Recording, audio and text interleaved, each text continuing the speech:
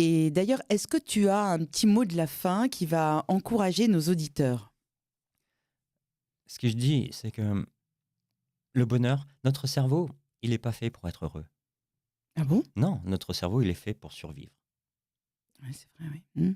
Donc du coup, le bonheur, c'est un choix. C'est pas quelque chose qui nous tombe dessus. C'est un choix que nous devons faire. Donc on doit s'écouter, ses besoins, ses envies, on doit communiquer et on doit faire un petit effort. Un petit effort pour veiller sur soi et veiller sur l'autre. Et quand on n'arrive pas à trouver l'autre, malgré qu'on ait fait des efforts, il ne faut pas avoir de regrets ou de remords. Il faut qu'on continue d'avancer. Parce que l'amour peut être la prochaine étape. Celle où on se connaît mieux et on rencontre quelqu'un qui nous convient mieux. Tout est possible. Alors, avant d'ailleurs que ça se termine, notre émission, moi j'aimerais bien parler du livre que tu m'as amené. C'est ton dernier livre aux éditions du Net. Les peurs dans les relations amoureuses, abandon, rejet, humiliation, trahison, etc. Est-ce que tu peux nous parler un petit peu de ce livre? Parce que je suis sûre que tu as mis en appétit nos auditeurs avec ces 20 minutes ensemble. Mais s'ils veulent continuer et creuser, ils peuvent acheter et se fournir euh, dans toutes les... Librairie, Amazon et Fnac. Exactement.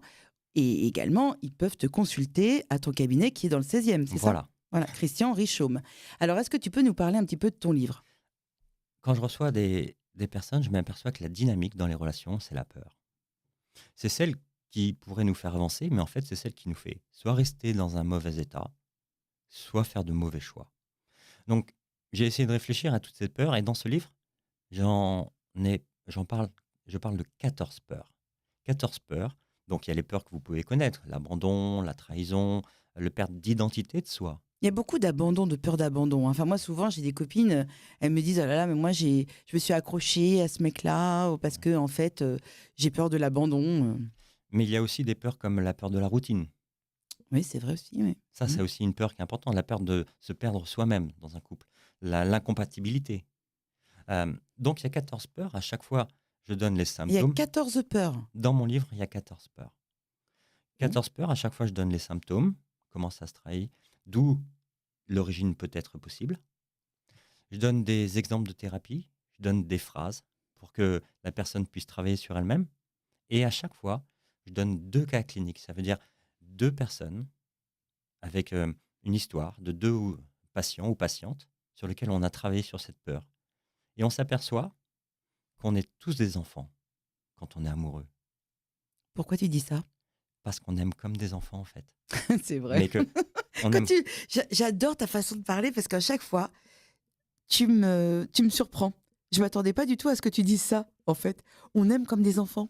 Oui, on est amoureux comme des enfants. On peut être tout de suite passé par des grandes émotions et on veut pas qu'on nous pique notre jouet. Et tout d'un coup, on est là et on s'y accroche. Et c'est pour ça que on doit aimer, mais devenir aussi adulte.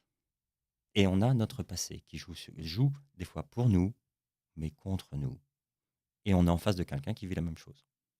Donc c'est une vraie aventure pour se connaître et puis pour aimer toujours avec un gramme d'enfant, mais avec un petit peu d'adulte dans notre façon de voir les choses.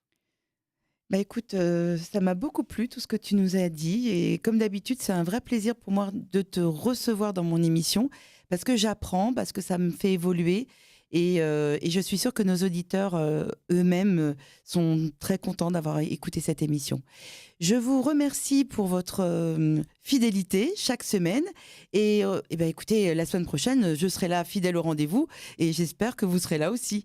Allez, au revoir.